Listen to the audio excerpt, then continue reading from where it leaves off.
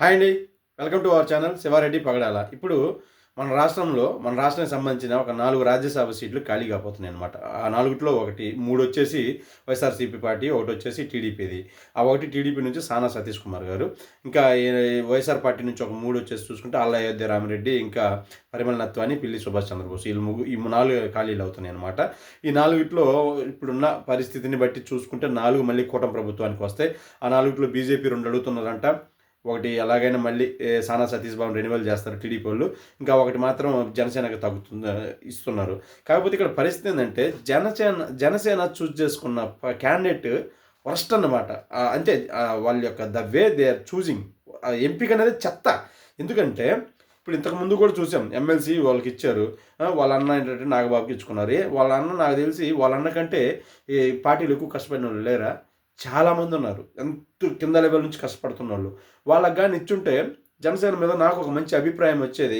వీళ్ళు కొంచెం ఎలాగైనా పాలిటిక్స్ని మార్చాలనుకుంటున్నాడు పవన్ కళ్యాణ్ గారు.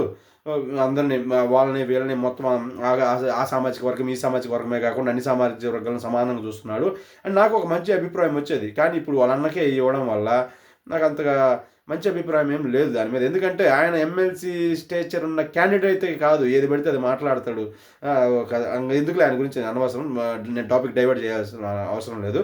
ఇప్పుడు అలాగే సేమ్ ఎమ్మెల్సీని కూడా ఈ లింగంనేని రమేష్ కళ్యాణ్కి ఇచ్చాడు. ఆయనకు కూడా చూసుకుంటే అమరావతి రింగ్ రోడ్ల విషయంలో అయితేనేమి ఇంకా చాలా ఆరోపణలు ఉన్నాయి ఆయన మీద. ఈ పవన్ కళ్యాణ్ కూడా ఒక 6 నుంచి కొన్ని కోట్ల రూపాయలు ఆయన ద్వారా ముట్టిని అని, ఈ మంగళగిరిలోని పార్టీ కార్యాలయం కూడా ఆయన ద్వారానే ఆయన ఇచ్చిన ల్యాండ్లోనే వాటిల్లోనే కట్టినాడని చాలా పెద్ద పెద్ద ఆరోపణలే ఉన్నాయి. చిన్న చిన్న ఆరోపణలు అయితే ఏమి లేవు. ఆయన కూడా వాళ్ళ సామాజిక వర్గానికి సంబంధించిన అతనే.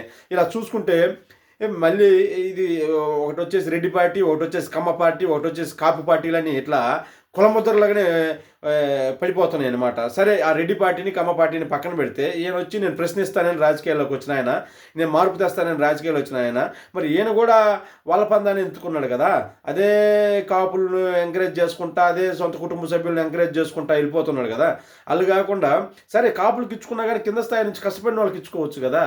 అట్లా కాకుండా నేను మార్పు తెస్తాననుకున్న వాళ్ళు బీసీలకు ఇంకొకరికి కష్టపడే వాళ్ళకి ఇవ్వచ్చు కదా. ఇట్లాంటి అప్పుడే కదా మీ మీద, మీ నాయకత్వం మీద, మీ పార్టీ మీద, మీ నాయకులతో పాటు జనాలకు కూడా ఒక రకమైన మంచి అభిప్రాయం ఏర్పడుతుంది. ఇట్లా పొదుగుకులు మీకు వెనకాల ఫీడింగ్ చేసే వాళ్ళకో, లేకపోతే మీ కులస్తులకో, లేకపోతే మీ కుటుంబ సభ్యులకో ఇంకా ఇచ్చుకుంటా పోతే మీ పార్టీకి పక్క పార్టీ వాళ్ళకి పెద్ద తేడా ఏముంది? మరి మీరెందుకు పక్క పార్టీలని అంత దుర్మార్గంగా విమర్శిస్తారు? లేదు కదా. అట్లే మీకు విమర్శించే రైట్ లేదు కదా. మీరు రాజకీయాలలో మార్పు చూసినప్పుడే మీకు ప్రశ్నించే హక్కు ఉంటుందని నా అభిప్రాయం. నేను మన వ్యూవర్స్ని కూడా కోరుకునేది ఏంటంటే మీరు కూడా నా అభిప్రాయం ఏకీభవిస్తే ఖచ్చితంగా కింద కామెంట్లలో తెలియజేయండి. Okay, thank you so much.